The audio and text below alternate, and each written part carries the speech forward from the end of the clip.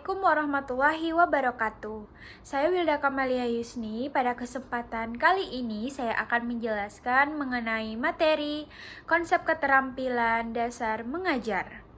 Keterampilan dasar mengajar adalah serangkaian perilaku mengajar yang bersifat mendasar yang harus dimiliki seorang guru untuk menjalankan pembelajaran agar pembelajaran tersebut berjalan secara baik dan benar. Ada beberapa konsep keterampilan dasar mengajar yang harus dimiliki seorang guru, yaitu keterampilan membuka dan menutup pembelajaran, keterampilan bertanya, keterampilan menjelaskan, keterampilan memberi penguatan, keterampilan mengadakan variasi, keterampilan mengelola kelas. Nah, itulah beberapa konsep dasar mengajar.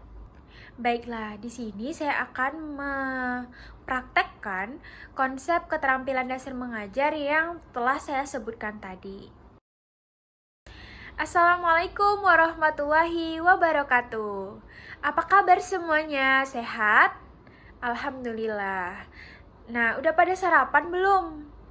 Oh, ada yang udah, ada yang belum. Nah, sarapan itu sangat penting. Karena apa? Kalau udah sarapan, pelajaran itu mudah masuk. Nah, kalau kita belum sarapan, nanti perutnya bunyi-bunyi, habis itu pelajarannya nggak masuk. Nah, lain kali yang belum sarapan, besok kalau kita masuk pagi, sarapan dulu ya. Oke, sebelum kita memulai pelajaran, kita baca doa dulu ya. Ibu minta kepada ketua kelasnya agar dapat memimpin pembacaan doa pada pagi hari ini.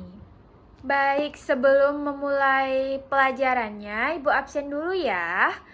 Bagi namanya yang dipanggil, tolong angkat tangan, bilang hadir Bu, oke? Oke, hadir semua ya. Nah, udah pada semangat belum mau belajarnya?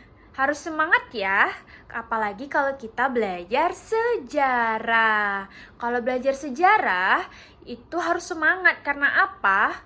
Karena nanti kita akan bercerita, akan mengingat, dan akan membayangkan bagaimana situasi yang terjadi pada masa lalu itu. Baik, karena pertama kali kita masuk, jadi Ibu mau bertanya, apakah kalian sudah tahu tentang bagaimana agama Hindu-Buddha masuk ke Indonesia? Ada yang tahu? Kalau tahu, coba angkat tangan. Baik, terima kasih yang sudah menjawab. Tadi sudah ada yang menjawab, ada bilang 3 teori Bu yang menyatakan agama Hindu-Buddha itu masuk ke Indonesia. Ada juga yang bilang 4 teori Bu. Oke, Ibu selanjutnya mau bertanya. Tahun berapa sih agama Hindu-Buddha itu masuk ke Indonesia? Siapa yang tahu? Angkat tangan. Baik, Ibu ucapkan terima kasih kepada kalian yang sudah menjawab, dan jawabannya ada yang benar, ada yang salah. Nggak apa-apa, jangan takut menjawab. Nggak apa-apa salah, yang penting berani, oke? Oke, Ibu akan menjelaskan bagaimana agama Hindu dan Buddha ini masuk ke Indonesia. Baik, agama Hindu dan Buddha masuk ke Indonesia itu sekitar abad ke-4 Masehi. Nah, ada 4 teori yang menyatakan bahwa agama Hindu dan Buddha ini masuk ke Indonesia. Yang pertama, teori Brahmana, di mana teori ini menganggap bahwa agama Hindu dan Buddha ini masuk ke Indonesia melalui kaum Brahmana atau pemuka agama dari India. Selanjutnya, ada yang menyebutkan agama Hindu dan Buddha ini masuk ke Indonesia dibawa oleh para pedagang. Nah, teori ini bernama teori Waisya. Yang ketiga, ada yang berpendapat bahwa agama Hindu dan Buddha ini masuk ke Indonesia melalui kaum ksatria atau prajurit. Nah, teori ini dinamakan teori ksatria. Selanjutnya ada teori arus balik.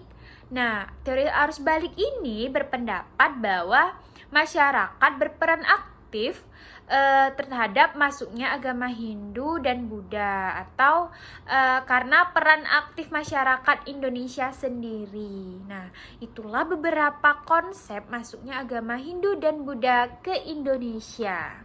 Nah, Ibu kan sudah menyinggung sedikit tentang teori masuknya Hindu Buddha ke Indonesia. Nah, Ibu akan membagi kalian yang terdiri dari 4 orang satu kelompok. Nah, tugasnya adalah Ibu akan membagi dari kelompok 1 sampai 4 itu berdasarkan teori yang Ibu jelaskan tadi. Kelompok 1 itu teori kesatria. Nah, keempat kelompok tersebut memiliki tugas masing-masing, yaitu kalian mencari sumber lebih dalam, baik itu melalui buku ataupun internet. Setelah kalian mencari sumbernya dan sudah mendapatkan materi-materinya, kalian akan menjelaskan ke depan per kelompok. Seperti itu, bisa? Oke, Ibu akan membagi kalian menjadi 4 orang satu kelompok ya. Baik, Ibu ucapkan terima kasih kepada semua kelompok yang udah tampil dan sudah menjelaskan materi dengan baik dan benar. Ibu ucapkan terima kasih dan mari kita beri A+ untuk kita semua. Ibu harap apa yang telah kita pelajari tadi dapat bermanfaat dan dapat kita ingat terus bagaimana masuknya agama Hindu dan Buddha ke Indonesia ini, dan dapat kita ajarkan nanti kepada teman-teman yang belum tahu di luar sekolah kita ataupun masyarakat ataupun orang tua yang bertanya. Nah, Ibu harap kalian semua tetap semangat belajarnya. Besok kita lanjutkan lagi ya materi ini, karena materi ini belum selesai. Besok kita akan membahas tentang bagaimana pengaruh dari agama Hindu dan Buddha ini masuk ke Indonesia, oke? Nah, kalian Ibu harap dapat mencari dulu informasi-informasi tersebut di rumah, baik melalui buku ataupun internet, oke? Nah, sebelum Ibu tutup, Ibu mau bertanya, siapa yang bisa menjelaskan atau merangkum materi yang telah kita pelajari tadi? Angkat tangan. Oke, Ibu harap kalian semua dapat hadir di pertemuan selanjutnya dan jangan lupa sarapan, oke? Ibu tutup. Wassalamualaikum warahmatullahi wabarakatuh.